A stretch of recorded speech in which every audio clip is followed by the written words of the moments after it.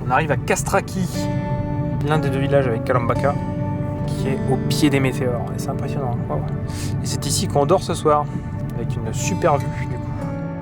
On est arrivé dans notre maison pour la nuit, et voilà la vue. On va monter en voiture, il y a une route qui monte jusqu'en haut au même niveau des météores, pour avoir des points de vue. Et c'est là-bas qu'on va.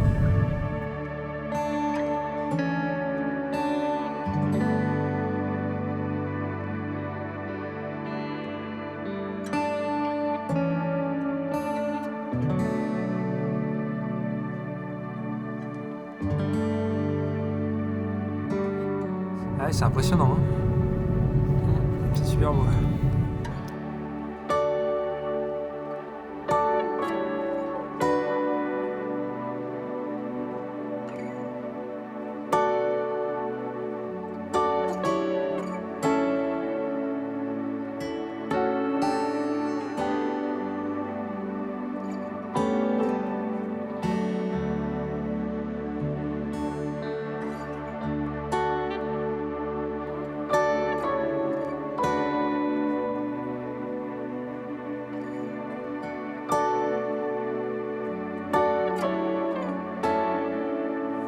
Demain on fera le monastère de Varlam parce que là on est arrivé à 17h, les monastères sont déjà fermés donc on est trop tard pour en visiter un ce soir. Par contre on n'est pas trop tard pour avoir les points de vue.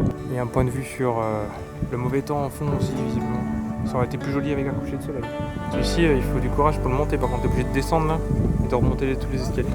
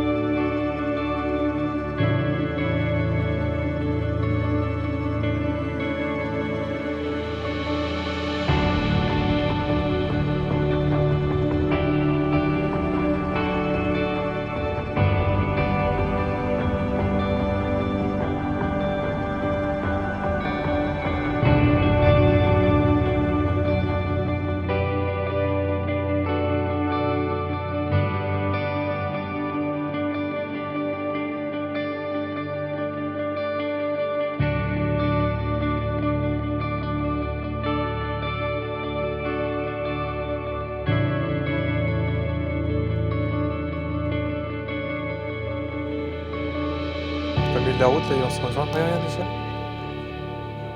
Ah. Et là, il y a une voiture qui arrive et Qui les écrase tous les deux, ouais, c'est triste. Oh, ils sont trop émis. Retour à Castraki, en bas des météores. Et il est temps d'aller manger. Dans une bonne auberge. Si t'as la ref, mets-la en commentaire. With a view sur les météores. Il semblerait qu'ils aient tout ce qu'il faut. Ils ont des starters à base de fromage. Et ils ont même du ouzo aussi, la boisson typique de la Grèce, qui est à base d'anis. Donc moi j'ai pas aimé, donc je peux pas en prendre. Mais il y a peut-être autre chose à voir. Alors on en est où dans la to-do list? Il y a plein de trucs qu'on a fait et que j'ai pas coché. Visiter la maison d'Atatürk. C'est fait. Voir une statue d'Alexandre le Grand, c'est fait. Voir les météores, c'est fait. On a commandé pour 15 personnes à manger ce soir. Un galotiri, c'est du fromage, avec du yaourt à manger, c'est ça.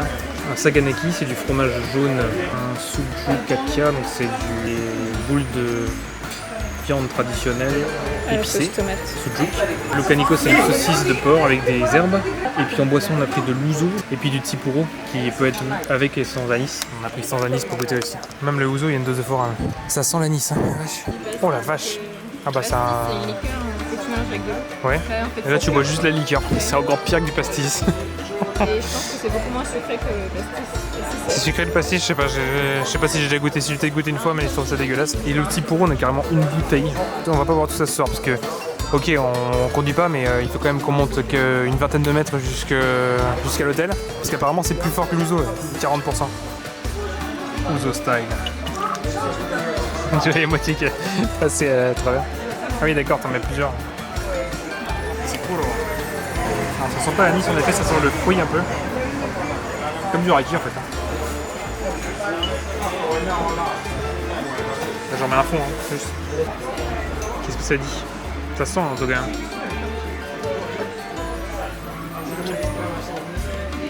Je vais pas aimer. Je vais pas aimer du tout. J'ai peur. Bon, allez, c'est parti. Oh putain, c'est dégueulasse. Oh. Ah, je déteste ça. Alors l'autre. Oh la vache, c'est fort, c'est plus fort. C'est beaucoup plus fort. En alcool. Ah ouais, c'est un goût de renfermé. Oh, ça sent bon là, le saganaki et le galotiri. Deux fromages, deux styles différents. Pourquoi il y en a trois des saucisses? C'est marqué traditional sausage au singulier, pas au pluriel. Il y a trois saucisses là, non mais ça va pas la tête. Ce soir, c'est pastèque offerte. Ça va faire digérer au moins.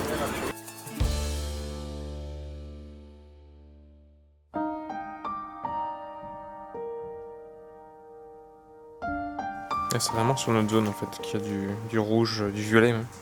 Hier soir on a reçu une alerte pour la pluie, pour l'orage. Une alerte qu'ils envoient localement sur les portables. Sur cette heure-ci, ils prévoient une vingtaine de millimètres. On s'est mis en pantalon. À la base, c'est pas pour cette raison de pluie, mais c'est pour visiter le monastère de Varlam. Parce que c'est obligatoire d'être couvert aux genoux sur le monastère.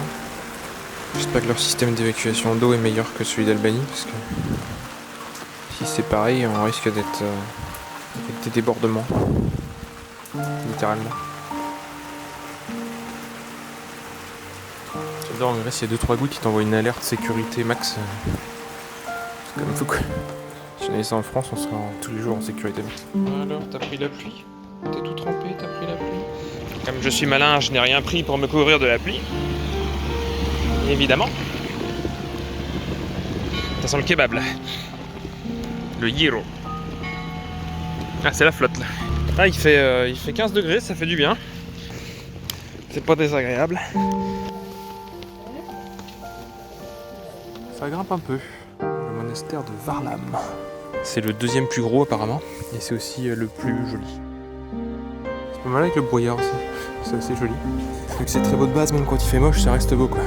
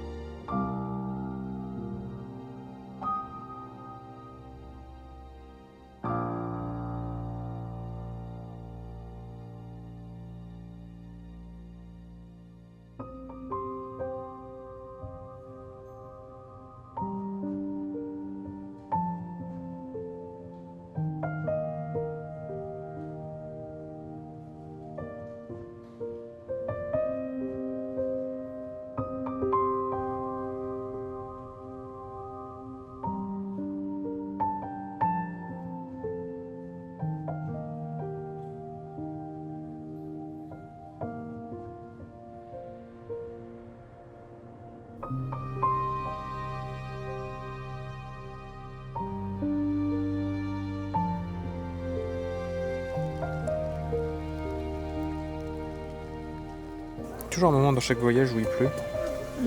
Bah là, c'est aujourd'hui.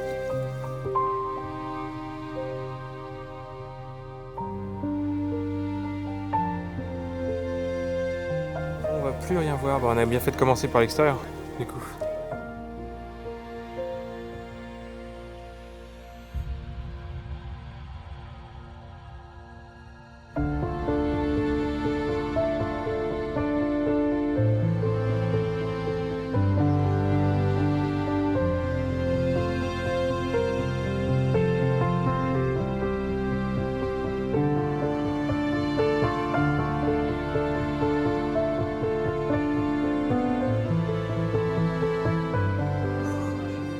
Ça tease, hein.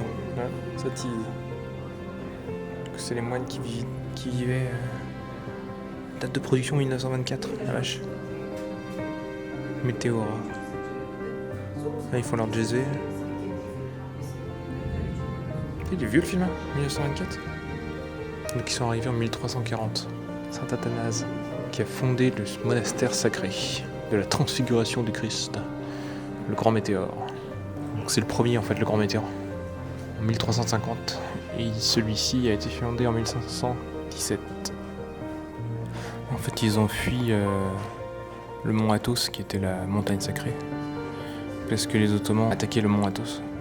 Ah, donc même les rochers qu'on voit en face, là, qui sont super abrupts, il y a quand même des monastères dessus, là, genre 1, 2, 3. C'est fou ça. Il y en a 6 apparemment qui restent. 24 au XVIe siècle. Du coup ici on peut rentrer, mais en portant des pantalons pour les hommes, des jupes qui cachent les genoux pour les femmes, parce qu'il faut surtout pas voir leurs genoux. Bon, c'est toujours mieux que le mont Athos, où les femmes n'ont juste pas du tout le droit d'entrer. Ah, c'est l'appel à la prière. On a vu ça en Roumanie aussi.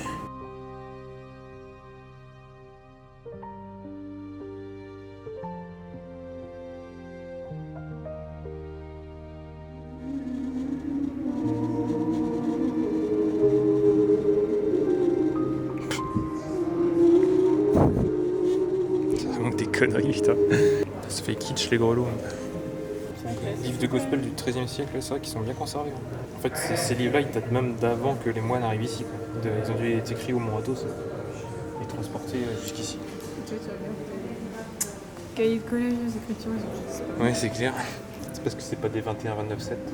La signature du sultan. Ah, tiens. Suleiman II le magnifique. Suleiman II le magnifique. C'est le Suleiman I le magnifique. Ils se lèvent à 3h30 pour prier dans leur cellule jusqu'à 5h. 1h30 de prière et hop, bim, pour bien commencer la journée. Puis ils sont pieds nus, sans rien sur la tête et en robe blanche. Et c'est le symbole de la renonciation à ce monde. Ouais, une vie de renonciation dans la pauvreté, ouais, c'est ça, bien sûr. Sans deck. Grosse pauvreté. Ouais. Bon bah retour à la voiture du coup. Sous la pluie.